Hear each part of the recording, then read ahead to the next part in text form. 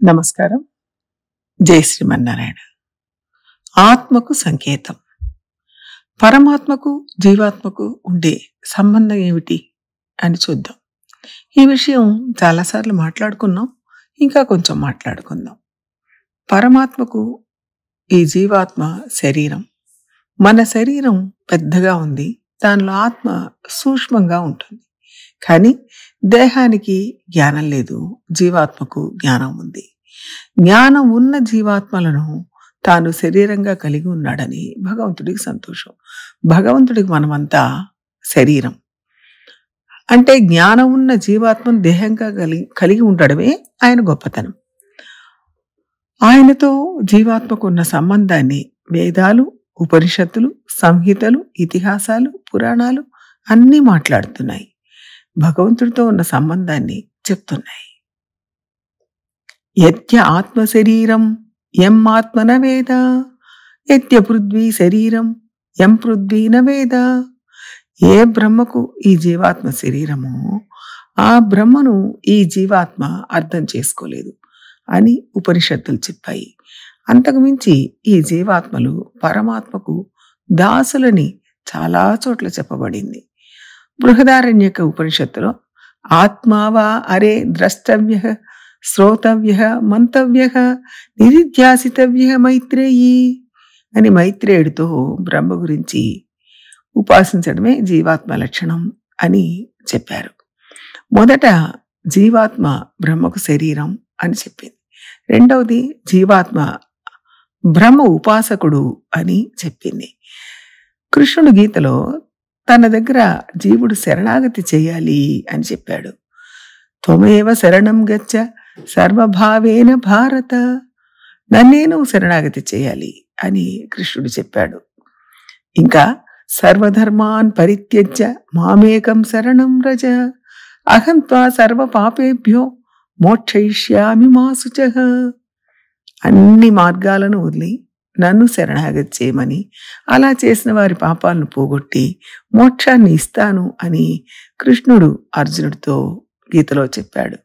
అంటే అర్జునుడిని వ్యాజం చేసుకొని మనకు ఉపదేశించాడు.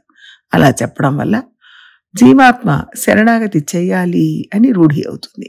అందువల్ల జీవాత్మ పరమాత్మకు శరణాగతుడు అనే సంబంధాన్ని గీత చెప్తోంది.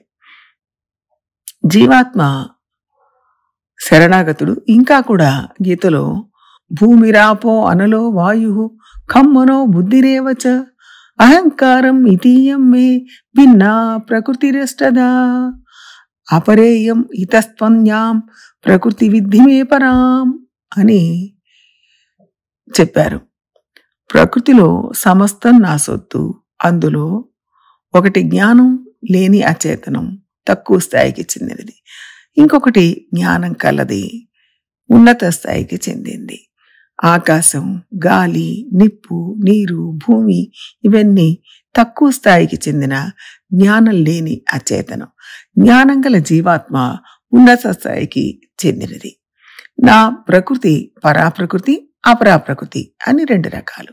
అందులో ఉన్నతమైనది జీవాత్మ అని చెప్పడం వలన తాను స్వామి, జీవాత్మ తన సొత్తు అని చెప్పుకున్నాడు. ఆ సంబంధం గీతలో వివరంగా కృష్ణుడు అర్జునుడితో చెప్పాడు. అంటే జీవాత్మ పరమాత్మకు ఉపాసకుడు, శరీరం, సొత్తు, శరణాగతుడు. శరణాగతులకు భగవంతుడికి ఉండే ఇంకొక సంబంధం కూడా చెప్పుకుందాం. సమస్త జీవాత్మలు పరబ్రహ్మానికి దాసులు. అందులో నేను కూడా ఒకటిది, మీ శ్రీపాదాన్ని పట్టుకుంటాను అని అహిర్బుద్ధి సంహితలో దాసభూతాః స్వతః సర్వే హ్యాత్మాన పరమాత్మనః అతః అహమపి తే దాసః అని చెప్పడం జరిగింది. ప్రకృతిలో సమస్త జీవాత్మలు స్వతసిద్ధంగా నీకు దాసులే, అందువలన నేను కూడా నీ దాసుడిని. ప్రకృతిలో నేను కూడా భాగం కాబట్టి నేను కూడా నీ దాసుడిని అని చెప్పి నేను నీ శ్రీపాదాలని పట్టుకుంటాను అని అన్నారు. అంటే జీవుడు దాసుడు అని ఇక్కడ స్పష్టం చేయబడ్డది. ఓం ఇత్యేకాక్షరం అని చెప్పబడింది.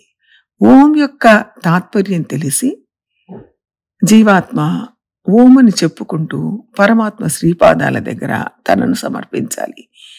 ఈ జీవాత్మ ఆయన సొత్తు కాబట్టి ఆయనకు సమర్పించాలి. అంటే మనం పరబ్రహ్మం దగ్గర ధ్యానం చేసేటప్పుడు ఓమని చెప్పుకుంటూ మనల్ని ఆయన శ్రీపాదాల దగ్గర సమర్పించాలి. ఇలా అనేక రకాలైన సంబంధాలు పరమాత్మకు జీవాత్మకు ఉన్నాయి.